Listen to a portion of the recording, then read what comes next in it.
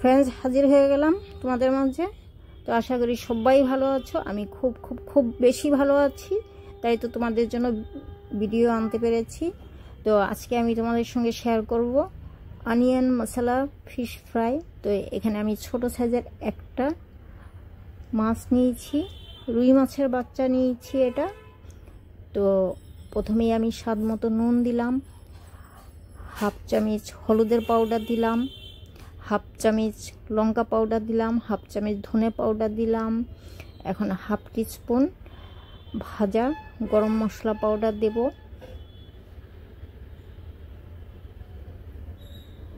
আর দেব half table spoon আদা রসুন বাটা, 1 চামচের মতো সরষের তেল অ্যাড করব।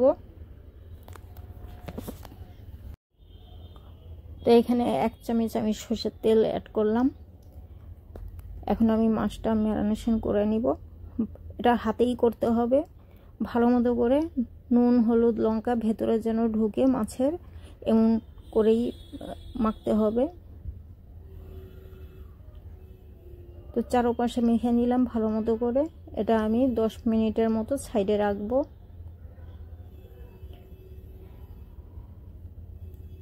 এই তো হয়ে গেল মাখা। 10 মিনিটের জন্য আমি রেস্টে রেখে দিচ্ছি। তো 10 মিনিট পর আমি ফিরে এসেছি। আমি এখন মাছটা ফ্রাই করে নিচ্ছি। আর ফ্রাই প্যান বসিয়ে দিয়েছি, প্যানটা আমি গরম করে নিয়েছি। এখন তেলটা গরম হয়ে গেছে। প্রথম আমি অনিয়ন ফ্রাই করে নিচ্ছি।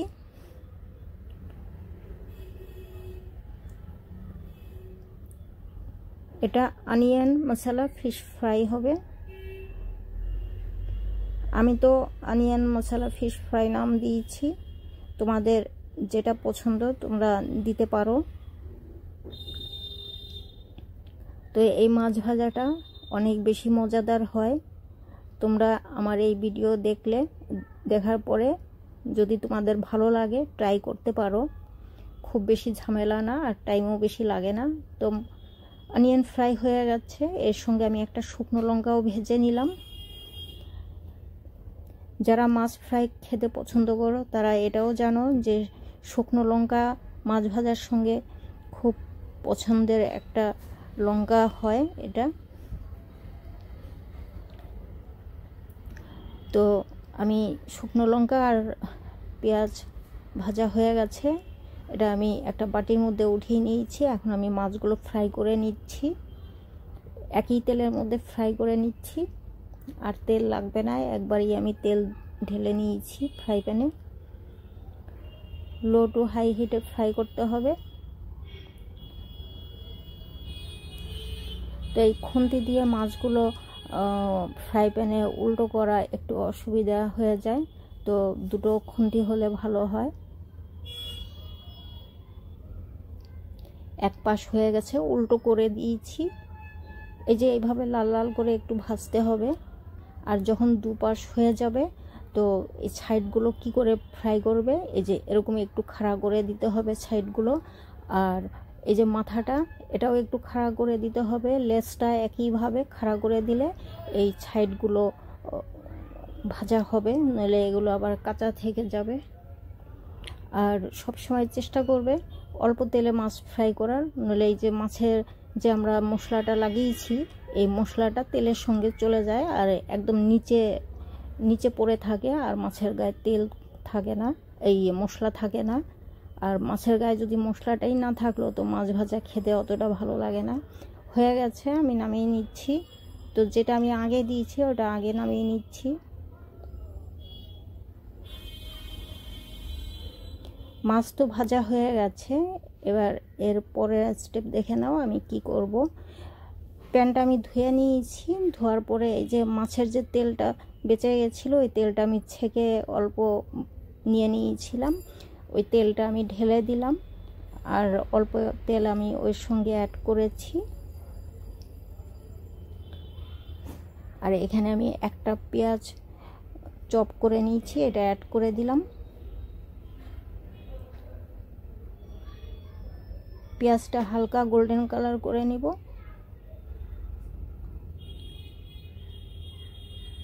এটা একটা সস বানিয়ে নিব, জল ছাড়াই এই সসটা আমি বানাবো। আর এই সসটা বানাতে সেরকম কিছুই লাগবে না। এই যে আমরা যে মশলা দিয়ে রান্না করি, রেগুলার মশলা, এই মশলা দিয়েই এই সসটা আমি বানাবো। এটা আমি কচুরি মেথি অ্যাড করলাম, এটা আর ক্রাশ করার দরকার নেই। এখানে আমি হাফ চামচ লঙ্কা পাউডার, হাফ চামচের কম হলুদের পাউডার, হাফ চামচের কম জিরে পাউডার, হাফ চামচ লঙ্কা পাউডার আর হলুদের পাউডার নিয়েছি, দিয়ে আমি পেঁয়াজের সঙ্গে ভেজে নিলাম। আর পেঁয়াজটা খুব বেশি লাল করিনি, হালকা গোল্ডেন কালার করেছি, বেশি লাল করলে আবার পুড়ে যাবে। তো গ্যাসের ফ্লেম লো করেই আমি এটা ফ্রাই করছি। এখন আমি এখানে একটা সস ইউজ করলাম,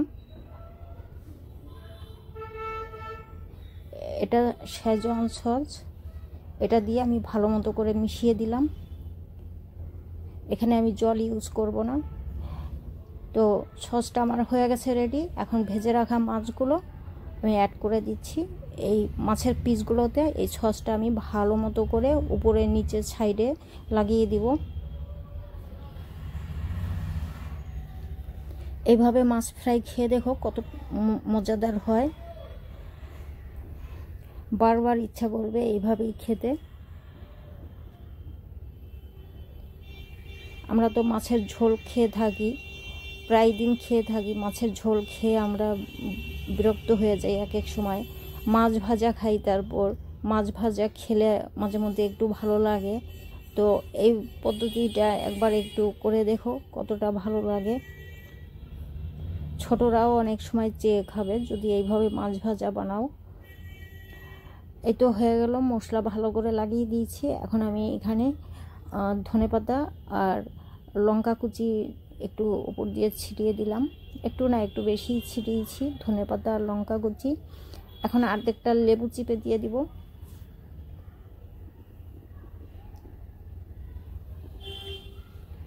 আমি এখানে গরম মশলাও ইউজ করেছি, হাফ টিস্পুন গরম মশলা ইউজ করেছিলাম।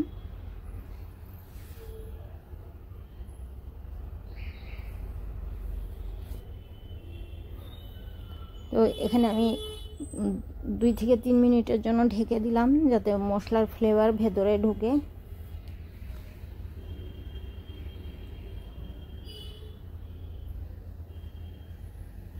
এই তো হয়ে গেল, এখন আমি নামিয়ে নিচ্ছি।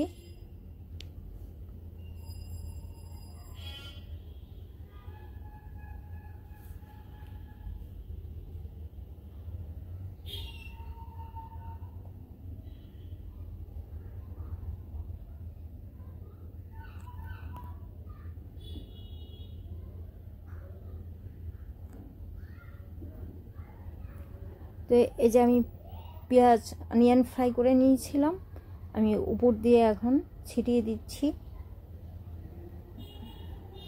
এই অনিয়ন ফ্রাই, এটা এই মাছ ফ্রাইয়ের সঙ্গে এই মাছ ফ্রাইটা অনেক বেশি টেস্ট বাড়িয়ে দেয়। তো কার কার ভালো লেগেছে কমেন্টস করে জানাবে, আর ভালো লাগলেও কমেন্টস করবে, না লাগলেও